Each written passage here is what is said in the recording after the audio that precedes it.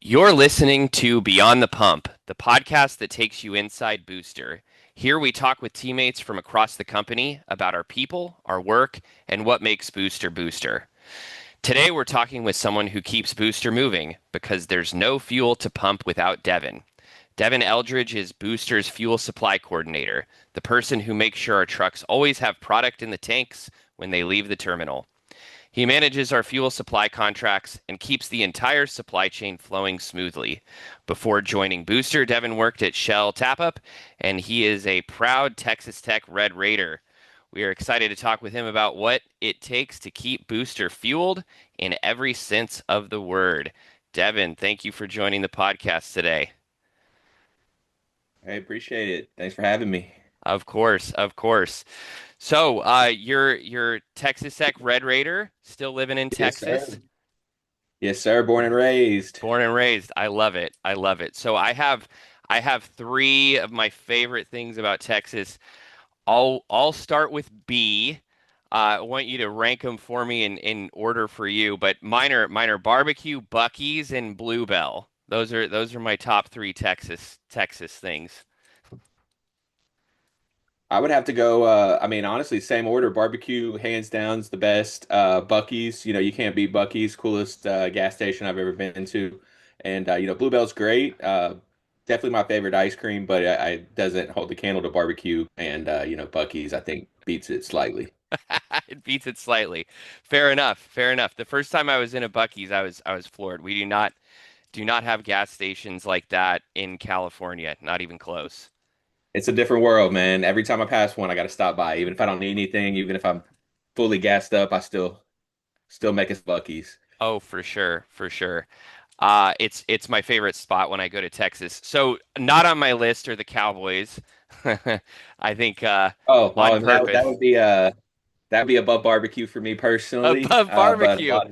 a lot of days they're below Bluebell, honestly, depending on how they play. So Fair enough, fair enough.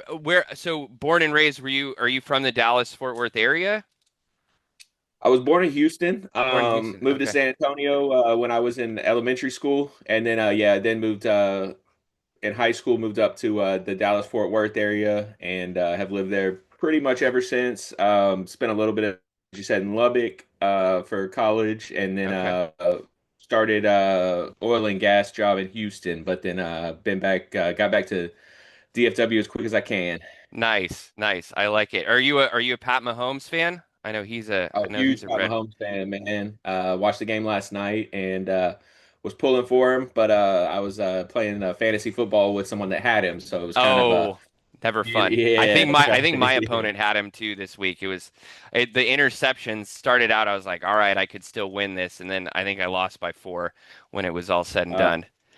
we had the same night. Exactly what happened to me. So, fuel supply. I know you. That's fuel's huge in Texas. You were with Shell Tap Up, uh, now defunct Shell Tap Up, because I think we are the champions there, which is great. Were you doing fuel supply for them as well? Yeah, fuel supply, and then also kind of did a little bit of the customer pricing. So as Okay, opposed to our, supplier pricing, dabbled a little bit in the customer pricing. But I actually started off in an operational role there. I was the got it. assistant national operations manager for Shell Tap Up originally, Very and then we did cool. a little bit of the alignment and got into the supply and procurement It's world. a common story for Booster as well. My start was in operational role as well, and then you kind of branch out, and it's an exciting way to start a career, and I think that experience always sticks with you. What made you interested in moving over to fuel supply? Was it a natural fit, or they just needed somebody and you raised your hand? How'd that go? Uh, Probably, I would say, I mean, mostly a natural fit. So before I worked at Shell Tap Up, I actually worked at Shell Oil, the corporate office in Houston, and Okay, then transitioned over to Motiva, which is a kind of an offshoot of Shell Tap Up, excuse me, of Shell Oil. There was a joint venture back in the day between Saudi Aramco and Shell. It was called Motiva, and then so they split that into two parts. Motiva runs east of the Rockies. So all the Shell branded gas stations east of the Rockies are actually owned by Motiva, and then Shell owns everything else, the rights to everything else Okay. Okay. west of So the you Rockies. you And worked so you worked in the terminal. I work in what? You sorry. So you worked in the fuel terminal, like inside of the fuel terminal? So I worked at the corporate office, Okay, the handling corporate yeah office. Okay. terminal operations, all kind of loading issues is where I started, and then I actually worked for the 76 branded station, which I know a lot of the West Coast folks will know. 76, we try to Of course. relaunch it on the East Coast, so. Uh, Back to the point though, it was kind of a seamless transition since I had those network connections with the suppliers, Shell, Motiva, and then with my time at those companies, I met a lot of people at other companies like Phillips 66. We had a joint venture with them. I took over the fuel supply there after we had our the current fuel supply uh, gentleman at Shell tap up. He left to go to DTN actually, who we run Okay. our allocations and credit checks through. Yeah. So when he left, I jumped in, filled the shoes, and kind of just took off running.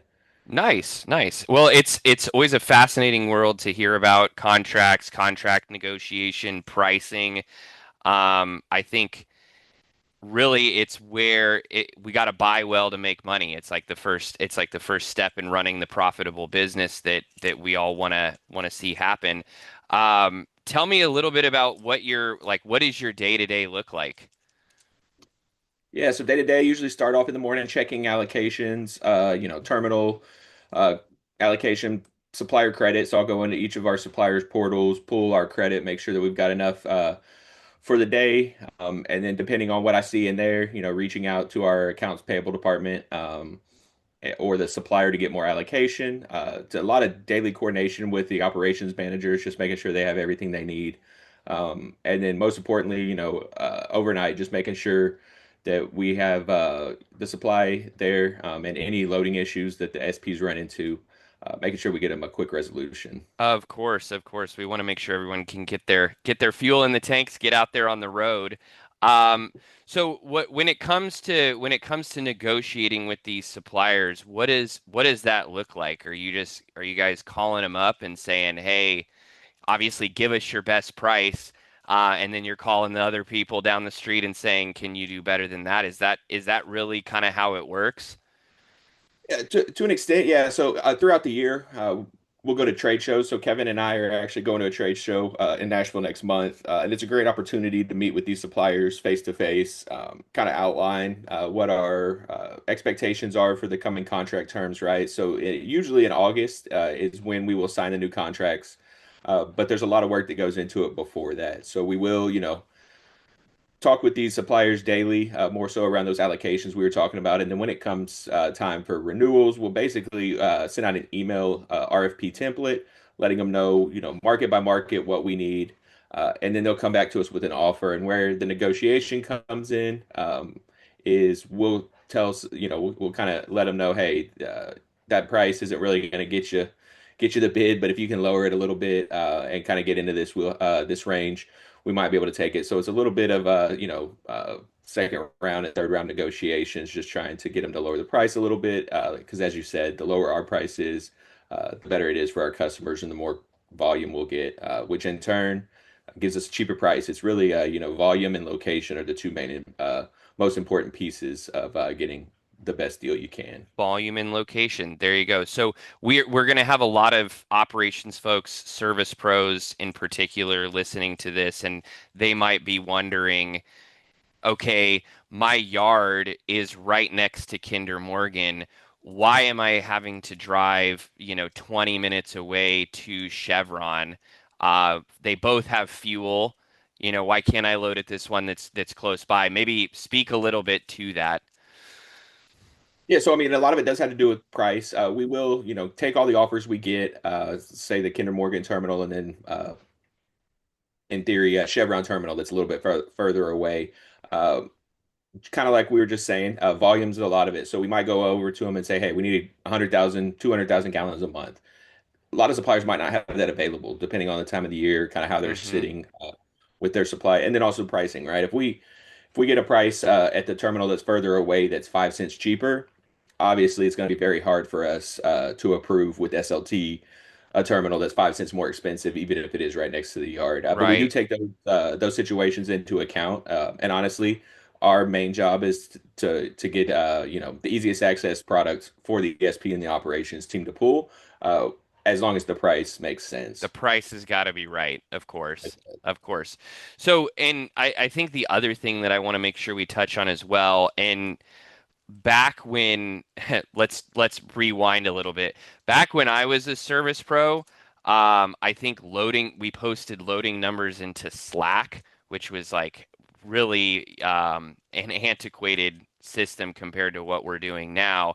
But the other thing we were kind of doing back when I was a service pro is you would just try whatever numbers in whatever order, and you would be like, "Oh, I can always get allocation from BP, or I can always get allocation from PBF or Truman Arnold or whatever it was," and you kind of just learned the ones that tended to work.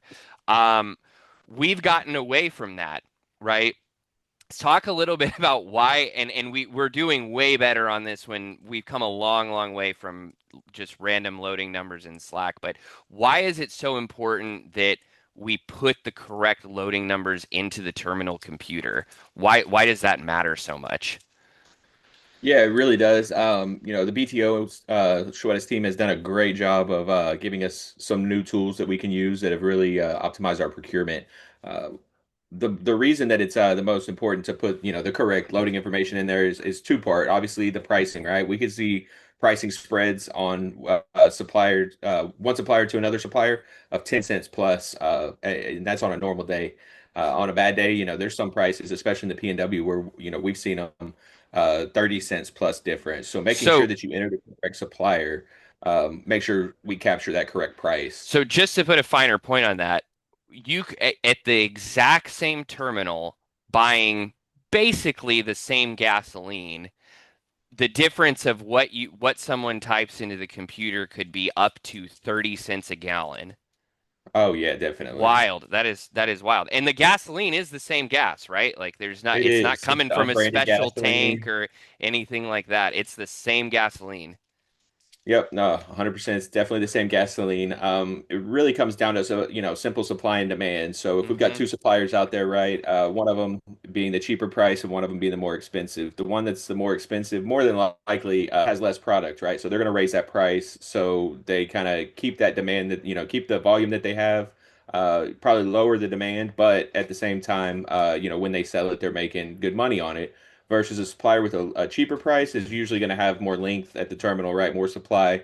They're going to be using that lower price as a way to get rid of some of that product because they have to get that product out of there, out Hmm. of that tank before the next batch comes on in the pipeline, right? If that pipeline batch comes in and your tank's full and it's got nowhere to go, there's serious repercussions for that. That's a So it really is, problem for them. Right. So yeah, it's economic. they're lowering the price going, we got to get this out of here. And then Correct. people like us are recognizing, hey, the price has dropped. That's the fuel we want to buy. It empties it out, and then they can take their pipeline. Exactly. And it is a double-edged sword because as you just mentioned, when people like, when that happens and people like us start seeing it also, other customers, right, they start seeing it too. And that's what usually will lead to a non-contract supplier running out of product. Ah, yeah. It's that lower Okay. price that everybody's trying to go run and get that cheaper price. Nobody wants to pay more for this Right. non-contract. And so that's a lot of times where that'll be the last one left. Got it. Got it. Well, that's fascinating, and that's a crazy little miniature, market economy, supply and demand, Yeah. all in one little segment at a terminal. That's absolutely wild.